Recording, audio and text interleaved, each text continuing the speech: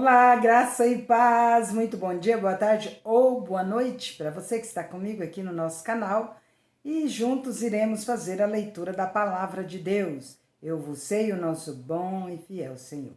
Como é bom esse momento, essa hora da leitura, fazê-la com vocês, é muito agradável. Então vamos que vamos, sem enrolação, só não se esqueçam de interceder pela Luciene, a irmã da nossa irmã Carmen Lúcia. Não se esqueçam de orar pela nossa irmã Leila Leal, que não está bem de saúde. E vamos que vamos. E não se esqueçam de orar por mim, né? E por todos do nosso canal. Hoje é dia 4 de maio. Nós leremos Juízes do capítulo 19, versículo 1 até o capítulo 20, versículo 48. Vem comigo? Vamos que vamos. Naqueles dias, Israel não tinha rei. Havia um homem da tribo de Levi que morava num lugar afastado, na região montanhosa de Efraim. Certo dia ele trouxe para casa uma mulher de Belém de Judá para ser sua concubina. Mas ela se irou com ele e voltou para a casa de seu pai em Belém. Cerca de 4 meses depois, seu marido foi a Belém para reconquistá-la e convencê-la a voltar com ele. Levou consigo um servo e 2 jumentos. Quando ele chegou, a mulher o levou até seu pai, que o recebeu com alegria. O sogro insistiu para que ficasse algum tempo, e ele permaneceu ali 3 dias, comendo, bebendo e dormindo. No 4º dia, levantaram-se cedo e ele estava pronto para partir.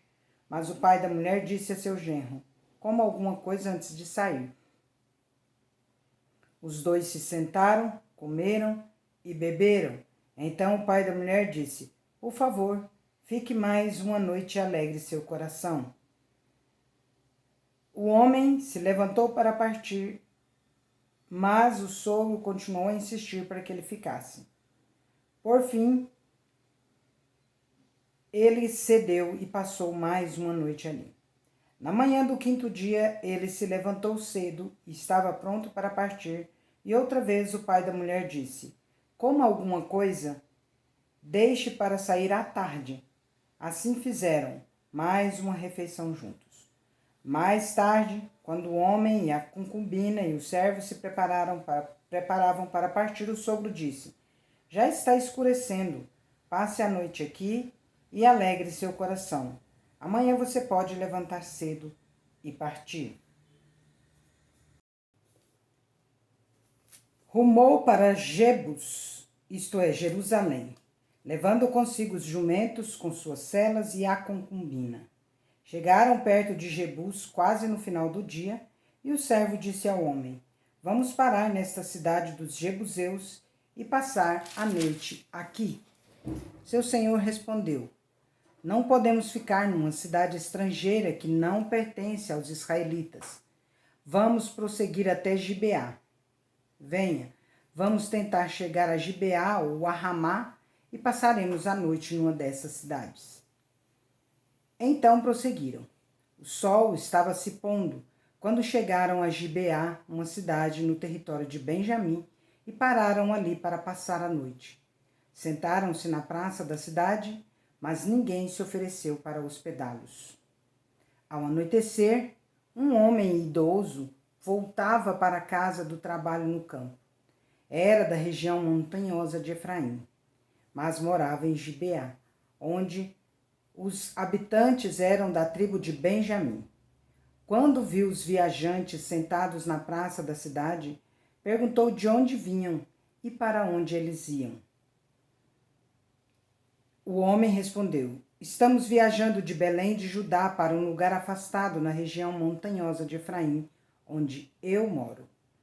Fui a Belém e agora estou voltando para casa. Ninguém quis nos hospedar, embora tenhamos tudo de que precisamos. Temos palha e forragem para os jumentos e bastante pão e vinho para nós. Vocês são bem-vindos em minha casa, disse o homem idoso. Eu lhes darei o que precisarem. Não passem a noite na praça de jeito nenhum. Ele os levou para casa e alimentou os jumentos. Depois que lavaram os pés, comeram e beberam juntos. Enquanto eles se alegravam, um grupo de homens perversos da cidade cercou a casa.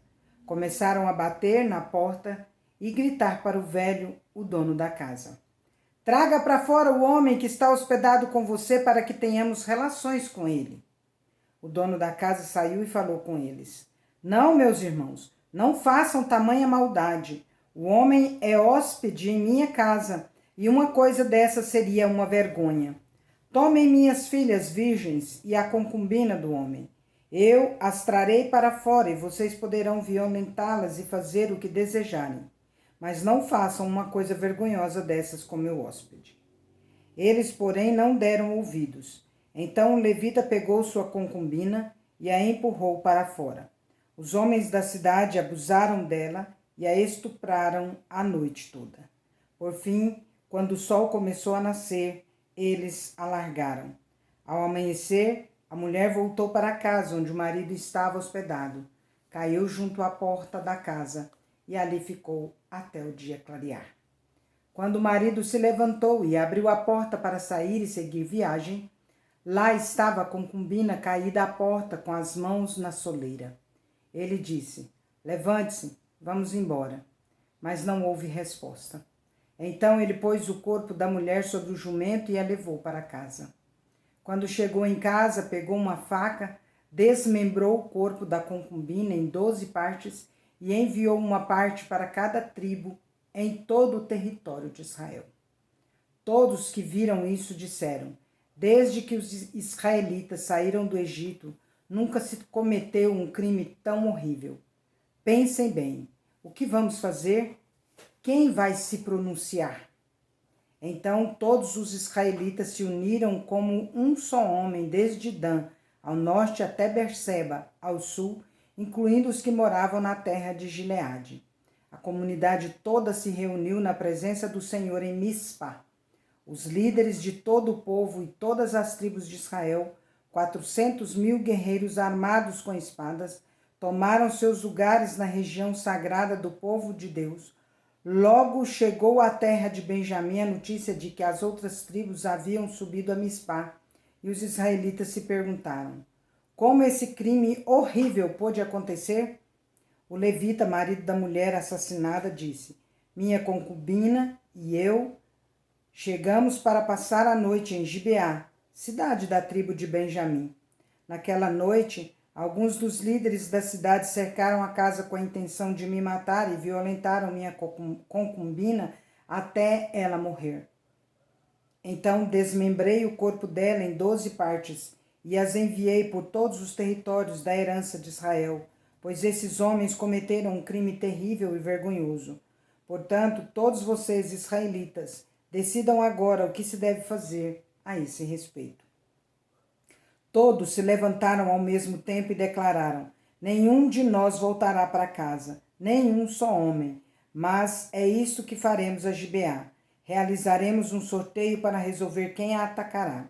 A 10ª parte dos homens de cada tribo ficará responsável por providenciar a alimentação dos guerreiros, e o restante se vingará de Gibeá de Benjamim por esse ato vergonhoso cometido em Israel.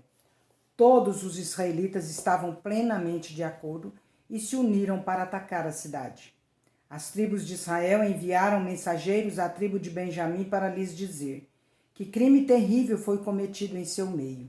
Entreguem os homens perversos de Gibeá para que os executemos e eliminemos esse mal de Israel. Mas o povo da tribo de Benjamim não deu ouvidos. Em vez disso, vieram de suas cidades e se reuniram em Gibeá para lutar contra os israelitas. Ao todo, 26.000 guerreiros armados com espada chegaram a Gibeá para se juntar à tropa especial de 700 homens que viviam ali. Dentre todos esses guerreiros, havia um grupo de 700 canhotos, e cada um deles conseguia girar uma pedra com uma funda e acertar um fio de cabelo com precisão, sem que os guerreiros de Benjamim, Israel tinha 400.000 soldados hábeis no uso da espada. Antes da batalha, os israelitas foram a Betel e perguntaram a Deus: qual das tribos deve ir primeiro atacar o povo de Benjamim? O Senhor respondeu: Judá irá primeiro. Na manhã seguinte, os israelitas partiram bem cedo e acamparam perto de Gibeá. Então avançaram em direção a Gibeá para atacar os homens de Benjamim. Os guerreiros de Benjamim que estavam defendendo a cidade saíram e mataram 22.000 israelitas no campo de batalha naquele dia. Mas os israelitas animaram uns aos outros e mais uma vez assumiram suas posições no mesmo lugar do dia anterior. Eles tinham subido a Betel e chorado na presença do Senhor até a tarde. Haviam perguntado ao Senhor: devemos lutar novamente contra nossos parentes de Benjamim? E o Senhor tinha dito: saiam e lutem contra eles. Saíram no dia seguinte para lutar novamente contra os homens de Benjamim, mas os homens de Benjamim que haviam partido de Gibeá mataram mais 18.000 israelitas, todos hábeis no uso da espada. Então todos os israelitas subiram a Betel, choraram na presença do Senhor e jejuaram até a tarde. Também apresentaram ao Senhor holocaustos e ofertas de paz. Os israelitas subiram para buscar a direção do Senhor. Naqueles dias a arca da aliança de Deus estava em Betel e Finéias, filho de Eleazar e neto de Arão, era o sacerdote. Eles perguntaram ao Senhor: devemos lutar novamente contra nossos parentes de Benjamim ou devemos parar? O Senhor disse: vão, amanhã eu os entregarei em suas mãos. Então os israelitas armaram emboscadas ao redor de Gibeá, avançaram contra os guerreiros de Benjamim no terceiro dia e tomaram suas posições nos mesmos lugares de antes. Quando os homens de Benjamim saíram para atacar, foram atraídos para longe da cidade.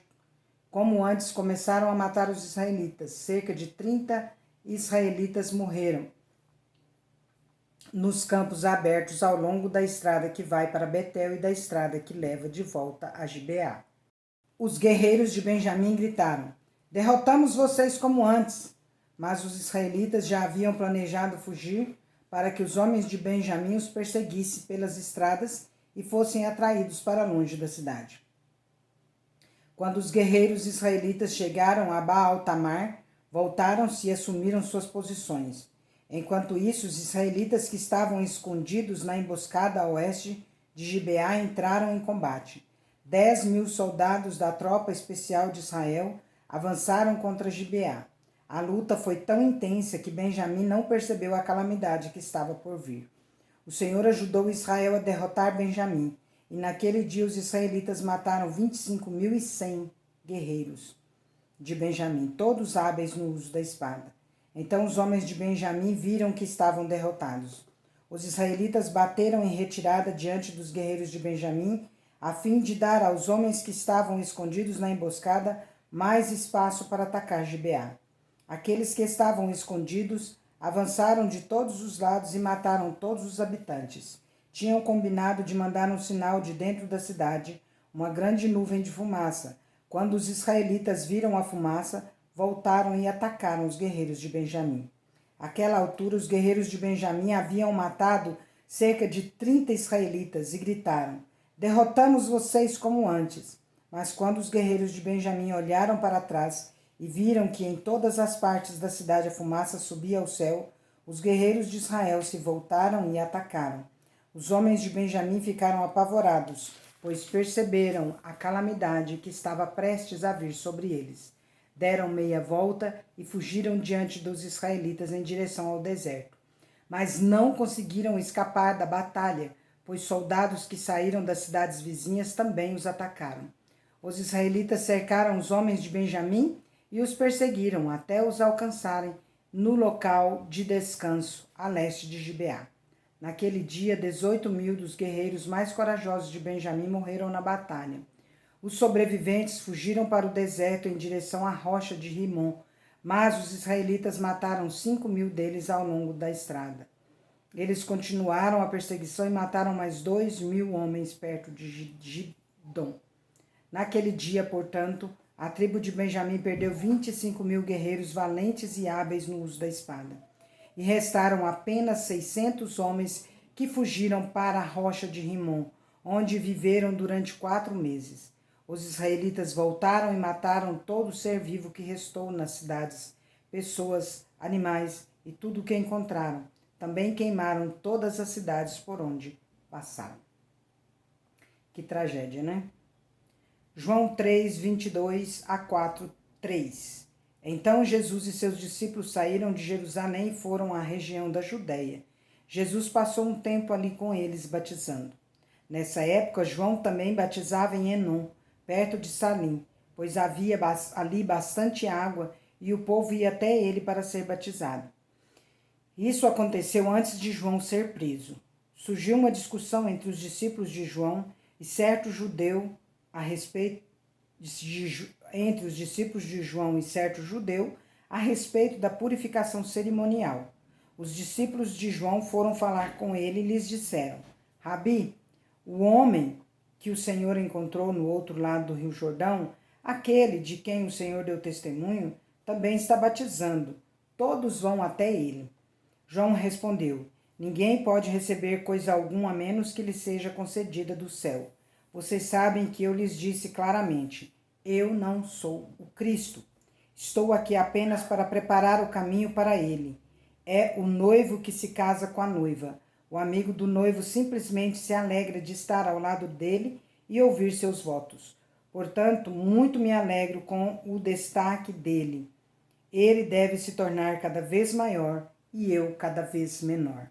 Aquele que veio do alto é superior a todos nós, a todos. Nós somos da terra e falamos de coisas terrenas, mas ele veio do céu e é superior a todos.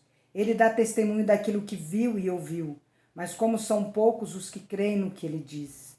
Todo aquele que aceita seu testemunho confirma que Deus é verdadeiro, pois ele foi enviado por Deus e fala as palavras de Deus, porque Deus lhe dá sem limites o Espírito. O Pai ama o Filho e pôs tudo em suas mãos. E quem crê no Filho de Deus tem a vida eterna. Quem não obedece ao Filho não tem a vida eterna, mas a ira de Deus permanece sobre ele. Jesus sabia que os fariseus tinham ouvido dizer que ele batizava e fazia mais discípulos do que João, embora Jesus mesmo não os batizasse, e sim seus discípulos. Assim deixou a Judéia e voltou para a Galiléia. Salmo 104, de 24 a 35. Ó Senhor, que variedade de coisas criaste! Fizestes todas elas com sabedoria. A terra está cheia de tuas criaturas. Ali está o oceano, vasto e imenso, cheio de seres de todo tipo, grandes e pequenos. Por eles passam navios e o Leviatã que criastes para brincar no mar. Todos dependem de ti. Ó, Leviatã está explicando aqui embaixo, tá, gente? Quem tem a Bíblia aí, olha. Basta procurar aí, vocês vão ver o que é Leviatã. Alguns manuscritos trazem a identificação do Leviatã, é controversa. As propostas vão desde uma criatura terrestre até um monstro marinho mítico da literatura antiga. Então, dizem que é um grande peixe, né? Provavelmente o peixe que engoliu Jonas. Todos dependem de ti para lhes proveres alimento de que necessitam. Quando tu lhes dás, eles o recolhem. Abres a mão para alimentá-los e eles ficam satisfeitos. Se te afastas deles, porém, enche-se de medo. Quando lhes retiras o fôlego, morrem e voltam ao pó. Quando sopras teu fôlego, novos seres são gerados e renovas a face da terra. Que a glória do Senhor permaneça para sempre. O Senhor tem prazer em tudo o que criou. Basta um olhar e a terra estremece, com um simples toque faz fumegar os montes. Cantarei ao Senhor enquanto viver. Louvarei meu Deus até meu último suspiro. Eu também. Que é o salmista falando e eu estou fazendo minhas palavras dele. Todos os meus pensamentos lhe sejam agradáveis. No Senhor me alegrarei. Desapareçam da terra todos os pecadores. Deixem de existir para sempre os perversos. Todo o meu ser louve o Senhor. Louvado seja o Senhor. Provérbios 14, de 22 a 24. Os que tramam fazer o mal se perdem, mas os que planejam fazer o bem encontram amor e fidelidade. O trabalho árduo produz lucro, mas a conversa fiada leva à pobreza. A riqueza é coroa para os sábios, mas a insensatez dos tolos só resulta em mais insensatez. É isso aí, gente. Encerramos nossa leitura de hoje, graças ao nosso bondoso Deus, né? E finalmente, irmãos, antes do finalmente, irmãos, não esqueça de compartilhar, de dar o seu like, de se inscrever se você ainda não é inscrito e de ativar o sininho das notificações. Finalmente, irmãos, tudo que é verdadeiro, tudo que é respeitável, tudo que é justo, tudo que é puro, tudo que é amável, tudo que é de boa fama, se alguma virtude há e se algum louvor existe, seja isso que ocupe o nosso pensamento em nome de Jesus. Amém? Deus é justo e bom. Vamos?